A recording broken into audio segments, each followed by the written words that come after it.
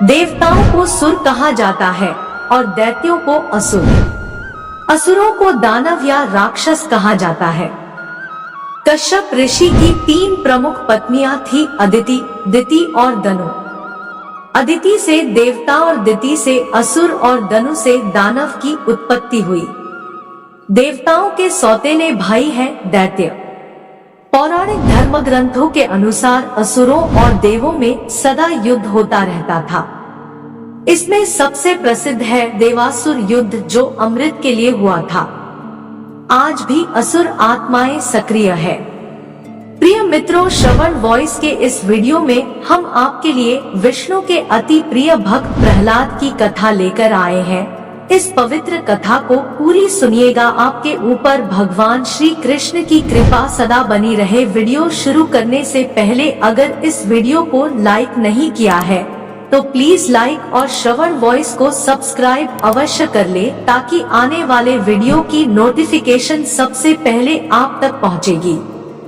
दिति के 2 पुत्र हुए, हिरण्यकश्यप और हिरण्याक्ष। दोनों में हिरण्यकश्यप ज्यादा भयंकर था। हिरण्यकश्यप को मारने के लिए भगवान विष्णु को वराह अवतार लेना पड़ा था। हिरण्यकश्यप को कोई मार नहीं सकता था, क्योंकि उसने कठिन तपस्या द्वारा ब्रह्मा को प्रसन्न करके यह वरदान प्राप्त कर लिया था कि आपके बनाए गए कोई मनुष्य, पशु, देवता, दैत्य, नागादि किसी से मेरी मृत्यु न हो। मैं समस्त प्राणियों पर राज करूं। मुझे न दिन में मार सके, न रात में, न घर में, न घर के अंदर, न बाहर, न किसी अस्त्र के प्रहार से और न ही किसी शस्त्र के प्रहार से। न भूमि पर, न आकाश में, न पाताल में, न स्वर्ग में। इस वरदान ने उसके भीतर अजरमर होने का भाव उत्पन्न हो गया था। इसके चलते उसने धरती पर अत्याचार शुरू कर दिया था। लोगों को वह ब्रह्मा, विष्णु और शिव की पूजा प्रार्थना छोड़कर खुद की पूजा पाठ करने का कहता था। जो ऐसा नहीं करते थे उन्हें वह मार देता था। हिरण्यकश्यप को मारने के लिए भगवान विष्णु को नृसिंह अवतार लेना पड़ा था। हिरण्यकश्यप के कई पुत्र थे, उनमें प्रहलाद भगवान विष्णु का भक्त था। विष्णु भक्ति के कारण हिरण्यकश्यप प्रहलाद से इतना नाराज था कि उसने प्रहलाद को मारने का आदेश दे दिया था, लेकिन विष्णु भक्ति के कारण प्रहलाद को कोई मार नहीं सकता था। प्रहलाद को जल में डुबोया, पहाड़ से नीचे गिराया गया, अस्त्र शस्त्र से काटने का प्रयास किया गया, लेकिन सभी उपाय असफल रहे।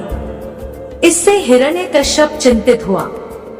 हिरण्यकश्यप को चिंतित देख उसकी बहन होलिका ने प्रहलाद को लेकर अग्नि में प्रवेश करने का प्रस्ताव रखा। होलिका को वर प्राप्त था कि वह स्वयं अग्नि में न जलेगी, पर जब होलिका प्रहलाद को गोद में लेकर चिता पर बैठी तो एक चमत्कार हुआ। होलिका जल गई और प्रहलाद बच गए, क्योंकि होलिका को यह वरदान था कि किसी पुरुष को लेकर जलती हुई आग में ना हो, लेकिन उसने तो प्रहलाद को अपनी गोद में बैठाया हुआ था। होलिका अधर्म का साथ दे रही थी, उसके बावजूद भी हृदय में पाप लेकर बैठने की उसने गलती की थी। वरदान सिर्फ इसलिए था कि अग्नि से उसकी रक्षा होगी, तभी रक्षा होगी जब कोई उसे जलाने का प्रयास करेगा तो। होलिका जलकर राख हो गई। इस घटना के बाद हिरण्यकश्यप ने प्रहलाद को एक खंभे से बांध दिया। फिर भरी सभा में प्रहलाद से पूछा, किसके बलबूते पर तू मेरी आज्ञा के विरुद्ध कार्य करता है? प्रहलाद ने कहा, आप अपना असुर स्वभाव छोड़ दे। सबके प्रति समता का भाव लाना ही भगवान की पूजा है। हिरण्यकश्यप ने क्रोध में कहा, तू मेरे सिवा किसी और को जगत का स्वामी बताता है।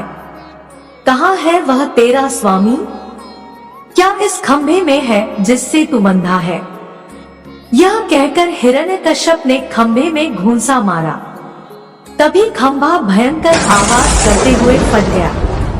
उसमें से एक भयंकर डरावना रूप प्रकट हुआ, जिसका सिर सिंह का और धड़ मनुष्य के जैसी, पीली आंखें, बड़े बड़े नाखून, विकराल चेहरा और तलवार सी लप लपाती जी। यही नृसिंह अवतार था। उन्होंने तेजी से हिरण्यकश्यप को पकड़ लिया और संध्या की वेला में यानी न दिन में न रात में सभा की देहली पर यानी कि न बाहर न भीतर अपनी जांघों पर रखकर जो न भूमि पर न आकाश में अपने नखों से यानी न अस्त्र से न शास्त्र से उसका कलेजा फाड़ डाला। हजारों सैनिक जो प्रहार करने आए उन्हें भगवान नृसिंह ने हजारों भुजाओं और नखरूपी शस्त्रों से खदेड़कर मार डाला। फिर क्रोध से भरे नृसिंह भगवान सिंहासन पर जा बैठे। तब प्रहलाद ने दंडवत होकर उनकी प्रार्थना पूजा की। प्रहलाद का राजतिलक करने के बाद नृसिंह भगवान चले गए।